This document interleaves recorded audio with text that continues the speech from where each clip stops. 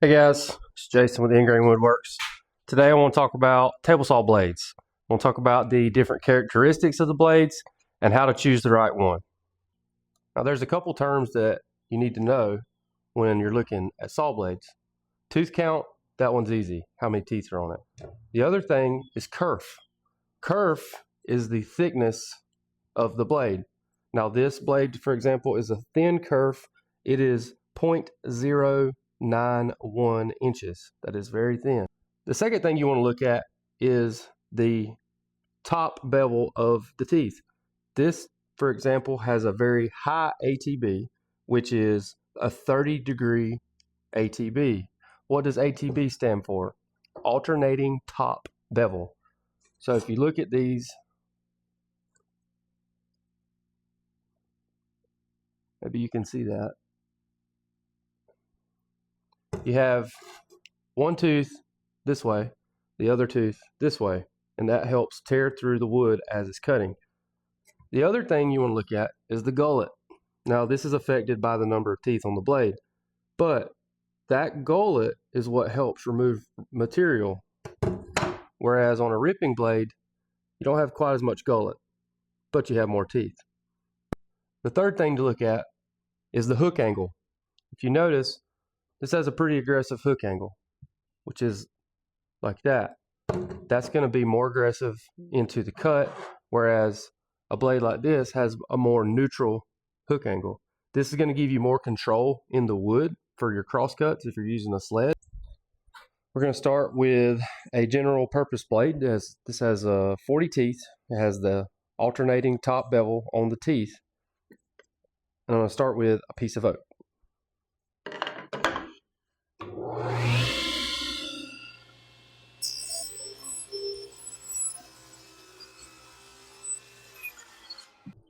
So this is a brand new blade.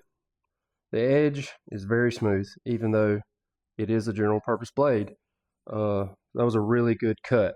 If you noticed, it sliced through very, very easily. There was not a lot of push on that, very fast. Most people are going to keep this blade in their saw. You can pretty much do everything with it. The only problem I would say you would have with this saw is if you were cutting plywood, you're probably going to have some tear out. And I can show an example of that as well.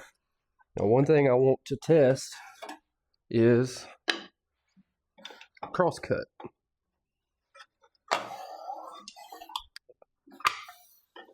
If we do any crosscuts, I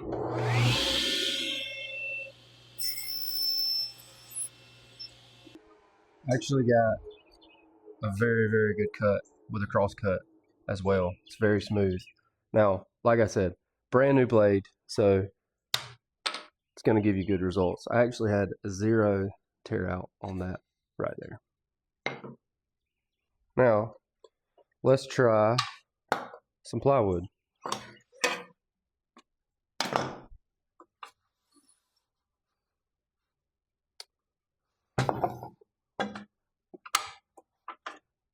I'm going to cut with the grain first.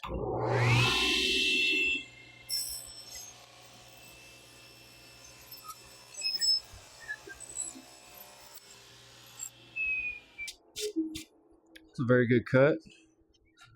Not a lot of tear out. Pretty smooth. Now I want to do a cross cut on that same plywood.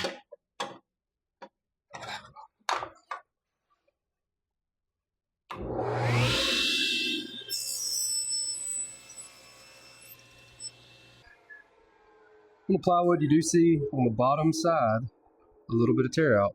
Top side, not much.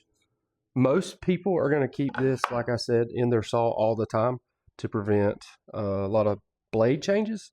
I do that myself. There's also a combination blade, which is going to have 40 to 60 teeth that kind of serves the same purpose as the general purpose.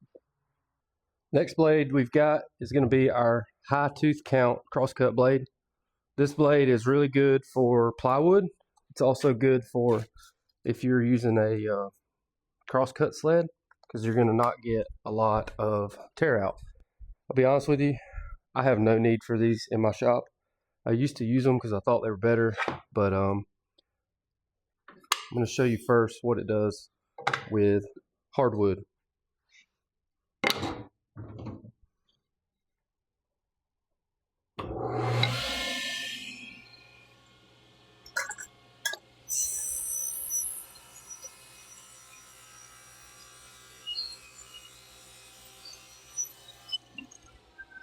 You can't smell that, but a lot of burning.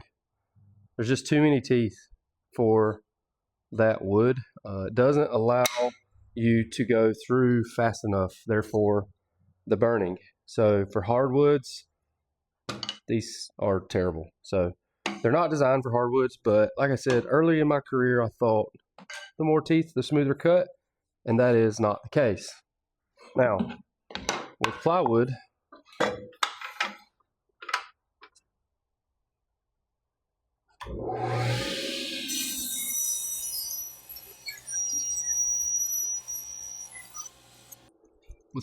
you're going to get pretty much a perfect cut. No tear out. This is a horrible blade. It is old. I did just clean it, but it is a very old blade, and it is still able to cut pretty smooth on plywood.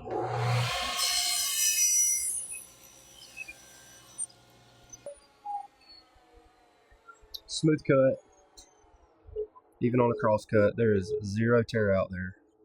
So, like I said, even with a blade that is super old, still cutting pretty good. For me, I really don't cross cut plywood anymore. I use my track saw if I'm doing that, and it has a pretty high tooth count blade on it as well. So I just covered 2 blades, general purpose, and then a very high tooth count crosscut blade, cut plywood with whatever. The last blade I want to talk about is actually a new one of mine from Freud. This is the glue line rip thin kerf blade. This blade has 30 teeth, has a 12-degree hook on it. Now what's really important on this blade is the teeth. I'm going to try to show it to you guys, but the teeth, one tooth is flat at the top. The bevel is completely flat. The other tooth has essentially, it's a flat top, but then it has an angle on both sides. Now this tooth is designed to leave you a glue ready seam on the edge of your board.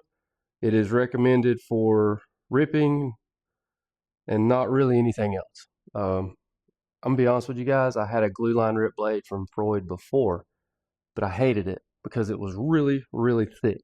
You could hear it when you were cutting. It just took so much material. It took a really big saw to run, and I didn't like it. But this blade right here, I used the other day for the first time, and it is butter. And I'm about to show you guys that.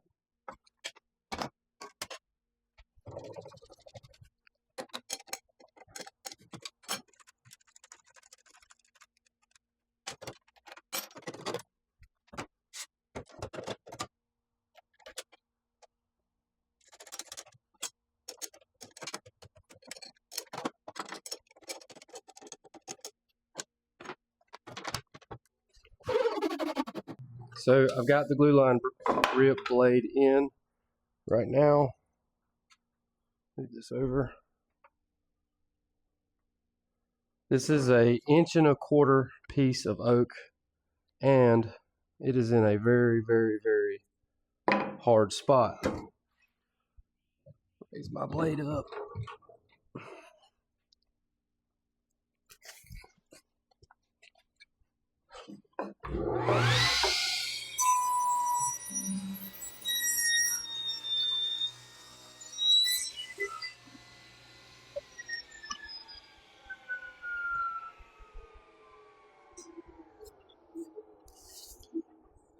Guys, that is about as good as it gets.